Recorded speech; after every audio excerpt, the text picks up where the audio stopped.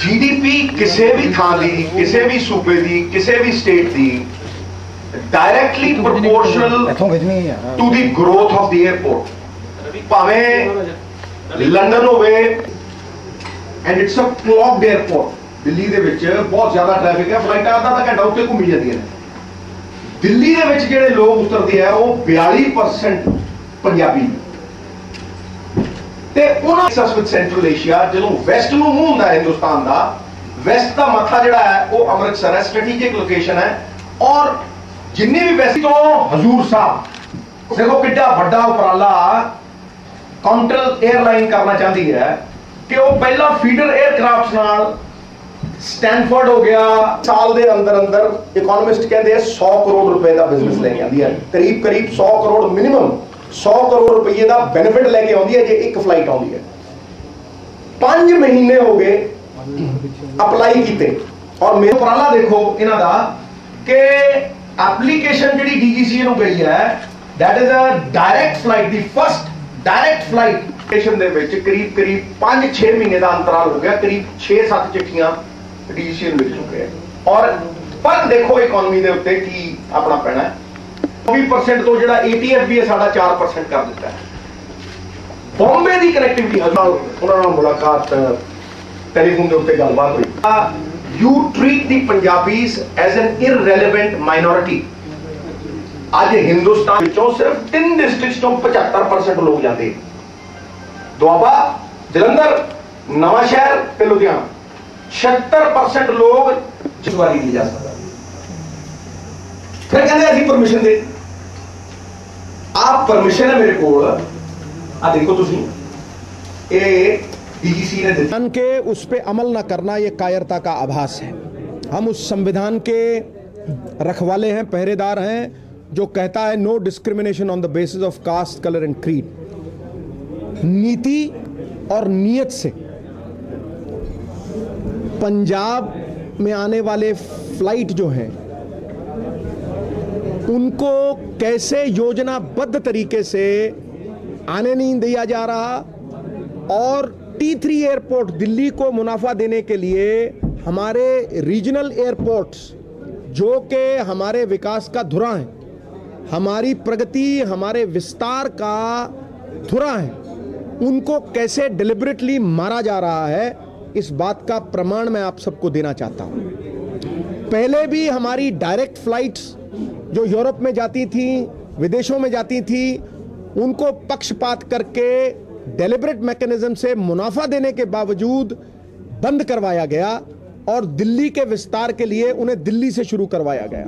Birmingham की flight, Vancouver की flight, Toronto की फ्लाइट, इनको बजाय इसके कि ये 90% ऑक्यूपेंसी वाली फ्लाइट्स थी और airline industry, air India industry के इतिहास में सबसे ज्यादा मुनाफा देने वाली फ्लाइट्स थी, फिर भी इन्हें बंद करवाया गया। आज फिर एक ऐसा अवसर पनपा है कि ऑस्ट्रिया की गवर्नमेंट ने भारत से परमिशन मांगी है, एक डायरेक्ट फ्लाइट जो वियना, ऑस्ट्रिया का कैपिटल है, यूरोप का बहुत बड़ा रोरिंग इकोनॉमी, आर्थिक व्यवस्था जो बहुत जबरदस्त तरीके से पनप रही है, उस ऑस्ट्रिया के जो गवर्नमेंट है उन्होंने परमिशन मांगी एक डायरेक्ट फ्लाइट की, जिसको फीडर एयरक्राफ्ट्स पंजाबियों को लेके वियना आएंगे। वियना मेन हब है टूरिस्ट का, और वियना से वो डायरेक्ट फ्लाइट अमृतसर आना चाहती है। यही भारत सरकार अगर आज वो परमिशन दिल्ली की मांगे, आधे मिनट में उन्हें देती है, और दिल्ली तक लोग आ भी रहे हैं।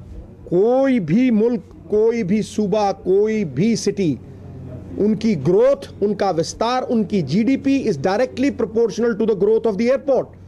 जितना एयरपोर्ट ग्रो करेगा उतना वो सिटी ग्रो करेगी। ये साजिश प्राइवेट एयरपोर्ट्स को बढ़ोतरी देने के लिए रीजनल एयरपोर्ट्स को मारने की है। आज भी अगर आप देखें पूरे हिंदुस्तान में 60% गवर्नमेंट के एयरपोर्ट्स हैं और करीब करीब 40% प्राइवेट एयरपोर्ट्स, लेकिन ट्रैफिक जो है वो उल्टा है। 65% फ्लाइट्स प्राइवेट एयरपोर्ट्स पे जा रही हैं और सरकारी एयरपोर्ट्स के ऊपर सिर्फ 35% फ्लाइट्स आ रही हैं।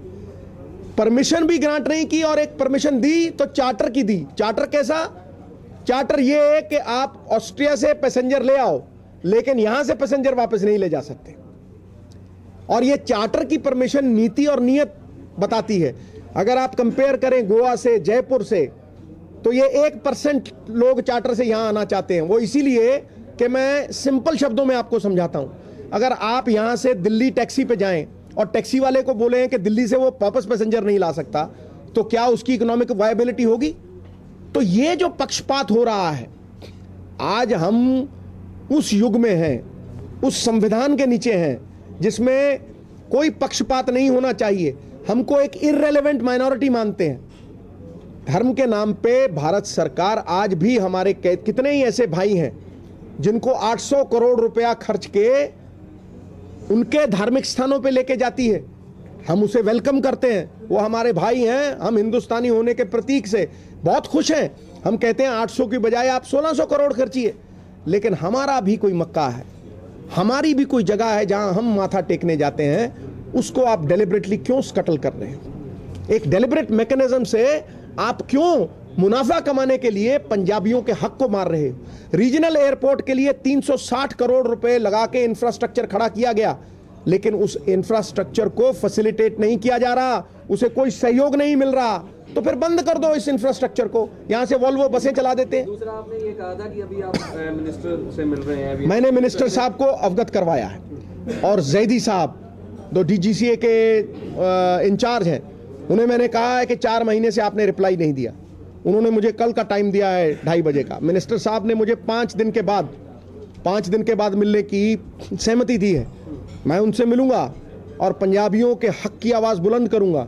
मैं बादल साहब से भी इस बात का जिक्र करूंगा, सरदार सुखबीर सिंह बादल साहब, जिन्होंने पहले भी बहुत मदद की थी, जिन्होंने आज अमृतसर इंटरनेशनल एयरपोर्ट पे जो ATF फ्यूल के चार्जेस हैं, वो वैट को 24% से 4% किया है। उनका धन्यवाद करते हैं फैसिलिटेट करने के लिए। लेकिन ये हिंदुस्तान की सरकार की नीति और नियत दोनों की वजह से आज पंजाबियों का हक मर रहा है, पंजाबियों का रेवेन्यू मर रहा है, एयरपोर्ट बंद होने के कगार पे हैं। इसलिए आज मैं आपको ये कहना चाहता हूं कि यद्यपि हमारे जेन्युइन हक, हमारे अधिकारों को कुचला गया, तो फिर एक आंदोलन जरूर होगा, लेकिन पहले प्यार से संवाद और उसके जरिए इस गुत्थी को सुलझाने की कोशिश करेंगे। सबसे बड़ी बात जो इस चीज में से उभर के आई है रिलीजियस टूरिज्म की, कि यही फ्लाइट लाने वाले लोग इसी फ्लाइट को आगे एक हिंदुस्तानी प्लेन्स के द्वारा हजूर साहब लेके जाएंगे। हजूर साहब गुरु गोविंद सिंह पातशाह का वो स्थान, हमारा तख्त, जिस पे इतनी आस्था जुड़ी है, इतने लोग जुड़े हैं, गाड़ियां फुल जाती हैं। हजूर साहब गुरु गोविंद सिंह का स्थान, और वो बंबई के बहुत नजदीक है, बंबई और पूना के बहुत नजदीक है। वो ये यहां से हमें हजूर साहब ले जाएंगे। और ये भी है कि जो पैसेंजर वियना से डायरेक्ट आ रहा है वो फ्री दिल्ली तक जाएगा। सिद्धू जी, आपने पगड़ी की शान की बात की है, अब जो सिखों का आनंद मैरिज एक्ट है उसको अप्लाई नहीं, ये मैं इस मुद्दे को, इस मामले को सिर्फ अमृतसर इंटरनेशनल एयरपोर्ट और फ्लाइट्स के ऊपर सीमित रखना चाहता हूँ। बस हो गया। सिद्धू जी, जो कल स्पोर्ट्स मंत्री द्वारा बिल पारित ना, एक मिनट सिद्धू जी, एक सवाल बोलिए। तमिलनाडु असेंबली ने जो स्वर्गीय राजीव गांधी के प्यारों को, हजूर मेरी बात सुनिए, एक बात समझिए, आज इसी मुद्दे पे बात करूंगा। उनको माफ करने नहीं, मैं अच्छा, मैं आपको इसका जवाब दे रहा हूँ। हर सवाल का जवाब नहीं होता, हर चेहरा लाजवाब नहीं होता, भंवरा हर गुल पे जाके बैठता, हर गुल गुलाब नहीं होता।